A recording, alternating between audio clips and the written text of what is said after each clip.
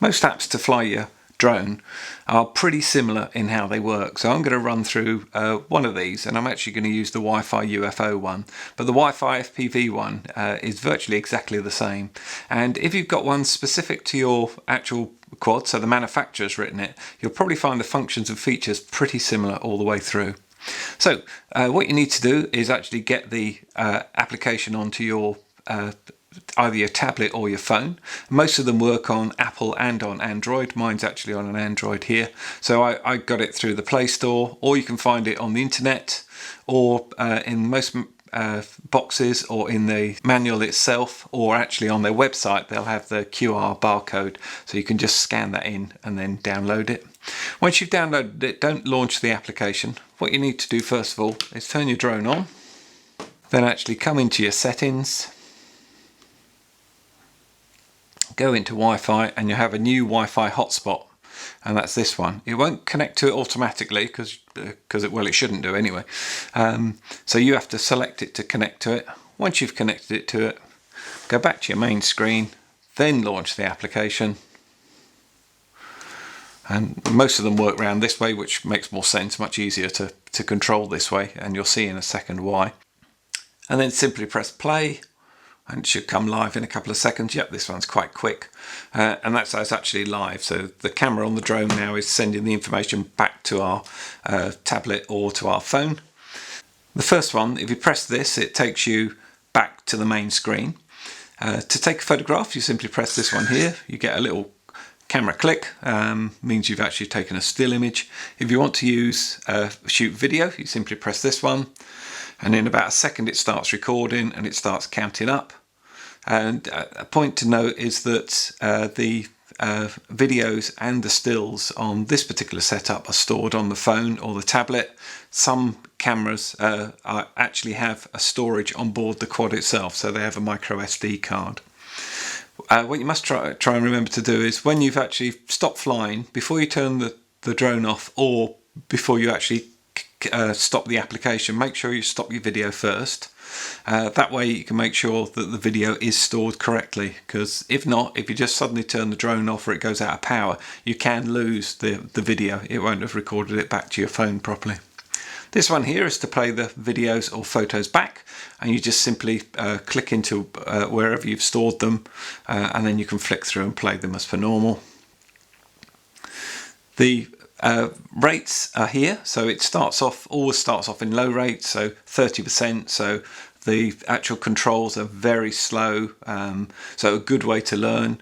When you go up into 60%, that's a little bit faster, intermediate rates, and then you can press again, you go up into 100%, which is basically as fast as the drone will fly, and all the controls work quicker as well.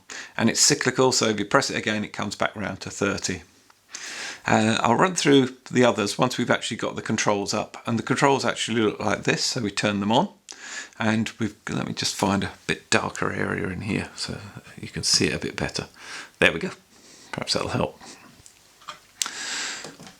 So you can see the controls here. This is your throttle, and the throttle makes the drone go up and down, and this the other control here is called yaw, and that basically yaw means it turns right or turns left. And then this one is your pitch and roll, so pitch forward, backwards, right and left. So the drone will literally go forward, backwards and right and left.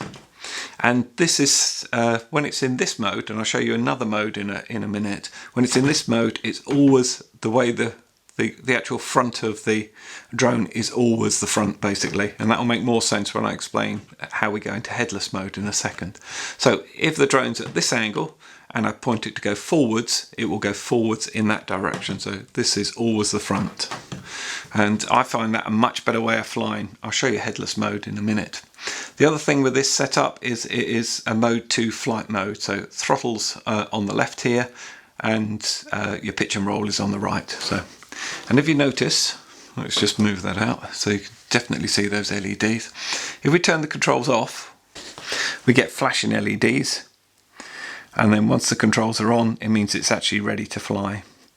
It won't take off or do anything when we do the throttle or anything else here, because we haven't actually put the motors into idle. we simply press this one here, brings up another couple of controls, and this actually starts the motors.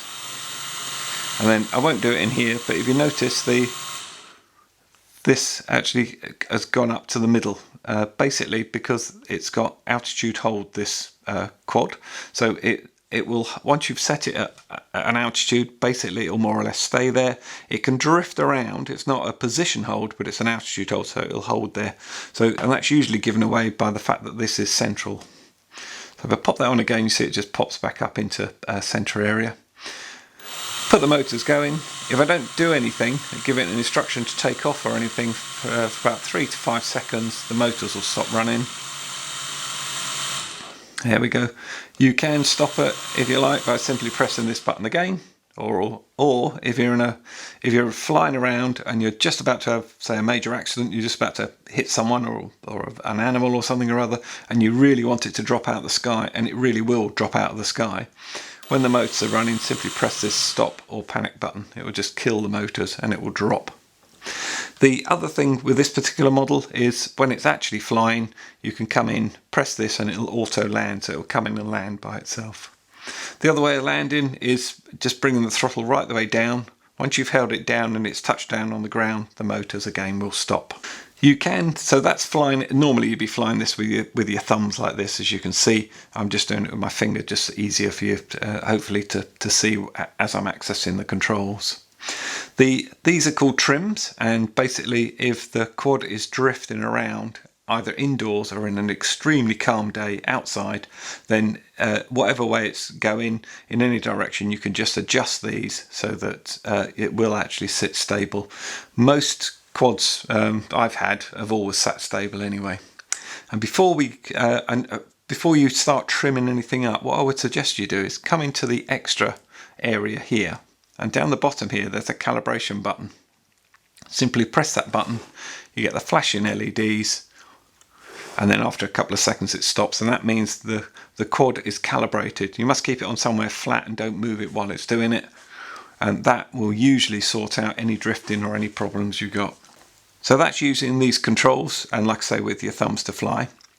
You can use the gyro on your phone or your tablet. Simply press this one here, and you notice that drops straight down to the bottom, and basically the gyro will pitch forward, pitch back, roll right and left of the quad, and all you do is use your thumb for the throttle and the yaw. So if you're a gamer or something or other, this might be a brilliant way of doing it. I don't particularly get on very well with it, but I just actually like flying with my thumbs. It's much better, I think, but that's just a personal thing. It's there if you want it.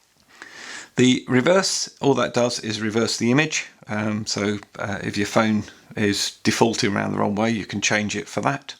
If you've got virtual reality goggles, you can press that one, and then you can actually use those. You will need two phones, obviously, one to fly with and obviously one to watch or have the VR on, or you could give a pair to somebody else and they could get the flying experience with you.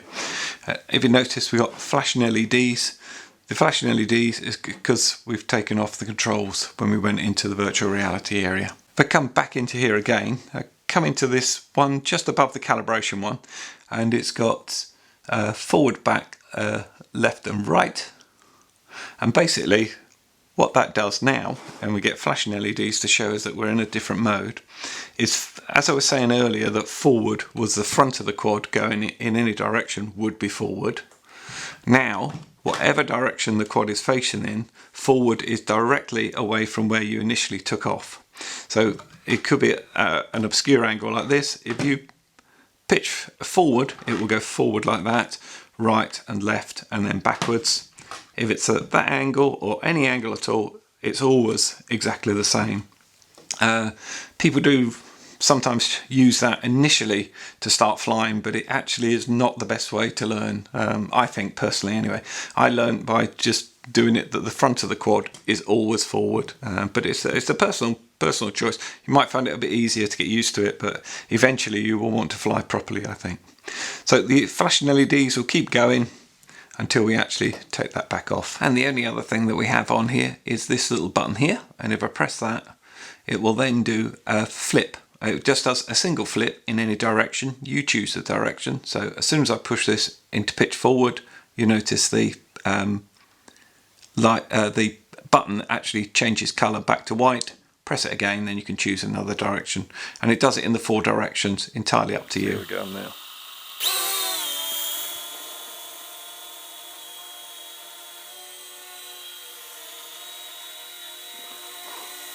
It's a nice little flyer actually, I'm quite impressed with it.